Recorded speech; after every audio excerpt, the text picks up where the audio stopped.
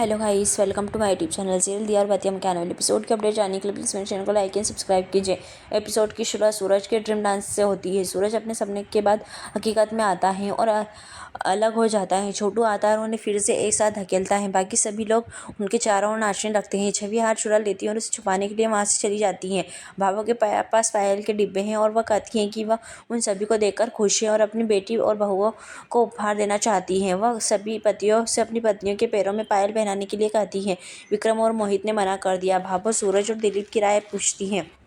दिलीप का कहना है कि ऐसा करने में कुछ भी गलत नहीं है और इससे पता चलता है कि वे अपनी पत्नी से कितना प्यार करते हैं। सभी सूरज की ओर देखते हैं और वह कहता है कि वह दिलीप से सहमत है। वह इससे करवा चौथ व्रत से संबंधित और समझाता है।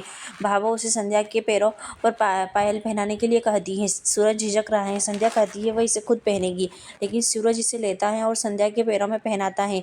वह भी इसे पहचानता है कि और याद करता है कि कैसे भाभो ने उसे यह चयन करवाया था। दिलीप भी करता है। मीनाक्षी कहती है कि सूरज यह सब संध्या के प्रति अपने प्यार के कारण कर रहा है, न कि इसलिए कि भाभो ने उसे ऐसा करने के लिए कहा था।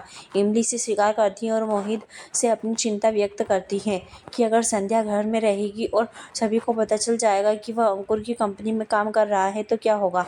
एड़िया घिसने के बाद सभी तालियां बजाते हैं। सूरज को एक कॉल आती है और वह उसमें शामिल होने के लिए बाहर जाता है। ताइसा सूरज की श्रवण कुमार के रूप में प्रशंसा करती है और वह वही करता है जो भाभो चाहती है। संध्या बहुत खुश है। मीनाक्षी की माँ कहती है कि यह उपहार देने का समय है और वह सबसे पहले उपहार देना चाहती है क्योंकि वह उसकी माँ है। मीनाक्षी अपनी माँ द्वारा शर्मिंदा होने से चिंतित है। वह इससे बचने की कोशिश करती है। भाभो इमली और संध्या को अपने कमरे से उपहार लाने के लिए कहती है। छवि भाभो की अलमारी की चाबी मांगती है और उसे याद आता है कि वह चाबी सूरज के पास है और वह उसे लेने जाती है।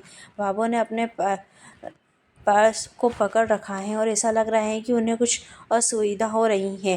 थोड़ी देर बाद सबने उपहार दे दिए। मीनाक्षी बहुत खुश है और उपहार में मिली चूड़ियों से अपने हाथ भारी होने के बारे में बताती हैं। ताइसा उसे चिढ़ाती हैं। फिर से मीनाक्षी की माँ उसे उपहार देना चाहती है और मीनाक्षी पहले इमली की माँ का उपहार लेना पसंद करती है। इमली की माँ ने मीनाक्षी के बच्चे को चांदी के चम्मच के साथ पैदा होने का आशीर्वाद देते हुए चांदी के बर्तन उपहार में दिए। सूरज वहाँ आता है और संध्या को कमरे में आने के लिए कहता है क्योंकि वह उस बात करना चाहता है। वे वहाँ से चले जाते हैं। मीनाक्षी की माँ उसके उपहार के लिए फिर से उत्सुकता जागती है और फिर अंततः बक्सा खोलती है और गर्व से दूसरों को दिखाती है। सभी उस पर हंसने लगते हैं। मीनाक्षी शर्मिंदा है। सूरज जीजी रूम में प्रवेश करता है। संध्या दरवाजे पर खड़ी होकर कमरे की ओर देखती है। सूरज उसे अंदर आने के लिए कहता है। वह धीरे धीरे अंदर आती है और वह कमरे की हटची तस्वीरें हाथ में के निशान देखती है।